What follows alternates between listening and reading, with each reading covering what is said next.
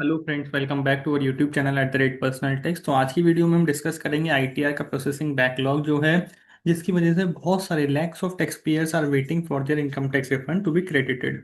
तो चलिए वीडियो को शुरू करते हैं और समझते हैं कुछ स्टैटिस्टिक्स समझते हैं। असेसमेंट ईयर 25-26 की तो टोटल आईटीआर कितनी फाइल हुई है? 8.80 करोड़। अभी तक जो रिटर्न्स पेंडिंग है फॉर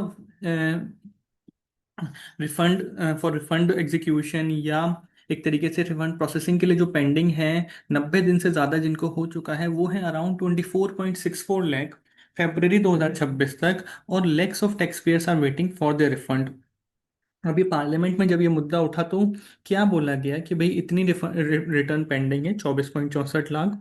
प्रोसेसिंग टाइमलाइन वेरी करती है केस टू केस, और delay does not always means an issue.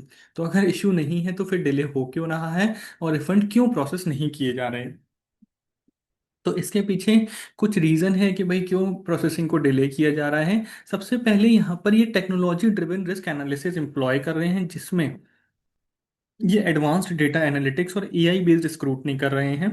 नज इनिशिएटिव इन्होंने शुरू किया है, कंप्लाइंस कैंपेन, जिसमें इन्होंने बोला कि भाई अगर आपने सेक्शन 80C 80G इसमें कोई गलत डिडक्शंस लिए हैं तो उनका आप खुलासा करिए, या कोई आपने फर्जी एचआरए क्लेम किया है उसका खुलासा करिए। इस वजह से बहुत सारी रिटर्न्स को रिस्क एनालिसिस में डाला गया है। ये नज इनिशिएटिव किया है जो एनकरेज करता है वॉलेंटरी करेक्शन ऑफ रिटर्न्स को, आइडेंटिफाई करता है इनकरेक्ट क्लेम्स को, नॉन रिपोर्टिंग ऑफ इनकम को, और सेलेक्टेड टैक्स पेयर्स को इस कम्युनिकेशन भेजता है कि भाई you need to revise your return और file an updated return. Impact क्या है नच कैंपेन का? तो नच कैंपेन पिछले 2 सालों में उसकी वजह से 1.11 करोड़ रिटर्न्स अपडेट हुई हैं, रिवाइज हुई हैं। करीब करीब 7,000 करोड़ का एडिशनल टैक्स पे किया गया है। और नेट रेवेन्यू इम्पैक्ट अगर देखा जाए तो वो है 8,800 करोड़ का। इससे वॉलेंटरी कंप्लाइंस भी इम्प्रूव हुई है। किसको जनरली नच कैंपेन में कॉन्टैक्ट किया जाता है?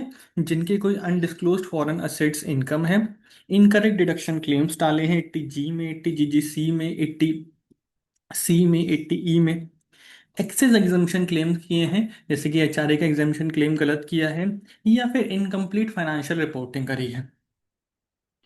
कॉमन टेक्निकल रीजन क्या है डिले होने का?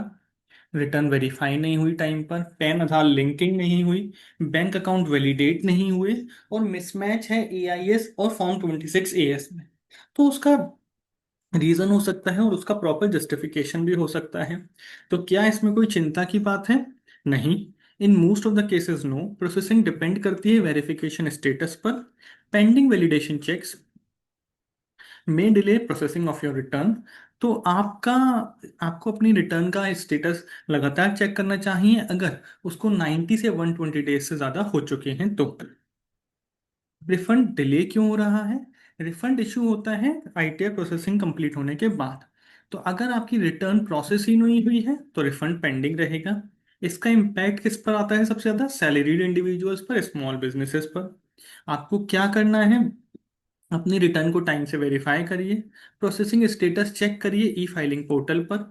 अगर कोई नोटिसेज या कंप्लाइंस के मेल्स आते हैं तो उनका इमीडिएटली रिस्पॉन्ड दीजिए, और चेक करिए कि आपका बैंक अकाउंट प्रॉपरली वैलिडेटेड है।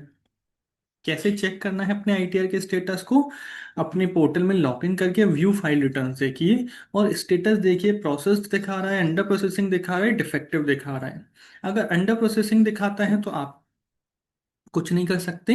लेकिन ये चीज़ जरूर देख लीजिए कि भाई ऐसा तो नहीं कि कंप्लाइंस टैब में कोई कंप्लाइंस आपकी तरफ से पेंडिंग हो, या कोई नोटिस आ रखा हो जिसको आपको रिप्लाई देना हो।